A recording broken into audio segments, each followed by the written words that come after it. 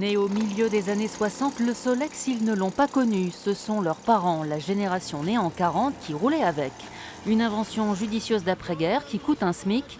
Léger, rustique, les quinquas d'aujourd'hui qui ont loupé l'époque Salut les copains rejouent leurs 20 ans. Moi, je recherchais un Solex dans son jus d'origine, sans restauration.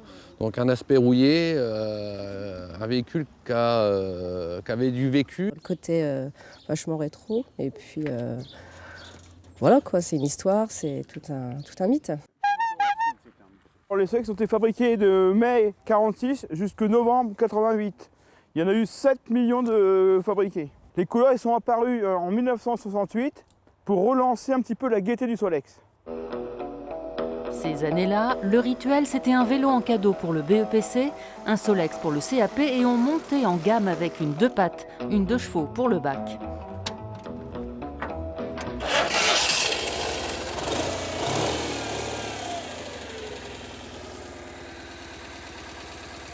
Donc voilà, ça démarre comme au premier jour. En 1964, il s'en vend 1500 par jour. C'est pourquoi aujourd'hui elle est facile à dénicher et permet aux nostalgiques de côtoyer un habitacle d'un autre âge. Tout ce côté un peu, côté rustique, le volant en acier. Les essuie-glaces, c'est pas les plus violents, mais vous avez la clim de l'époque avec son pare-moucheron. Beaucoup ont appris à conduire avec elle dans les petits chemins. En 1948, elle est conçue dans un esprit populaire, bon marché. 5 litres au 100, elle fait sourire quand on la croise. Avec la petite bouille qu'elle a, bon, elle a du charme. C'est presque un véhicule qui a une âme. 1 litre 4 au 100, le Solex, lui, roule à la Solexine, époque révolue. Il ne reste que les bidons collector et des Solex Conchine entre 100 et 200 €. Le Solex, c'est une pièce qui est pas forcément très rare. On en trouve encore pas mal. C'est facile à réparer, c'est facile à entretenir, ça coûte pas très cher et c'est vraiment sympa. Hein. Ça prend vraiment la France. Hein.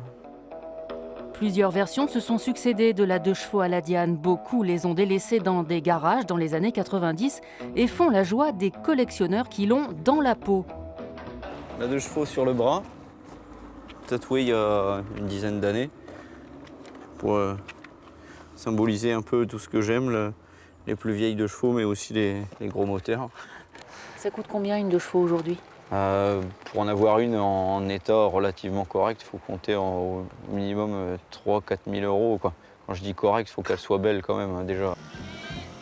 Sentir la brise en roulant, prendre son temps à 30 km/h, un art de vivre insouciant si plaisant à retrouver comme de dérouler la capote avec la mélodie du moteur incomparable.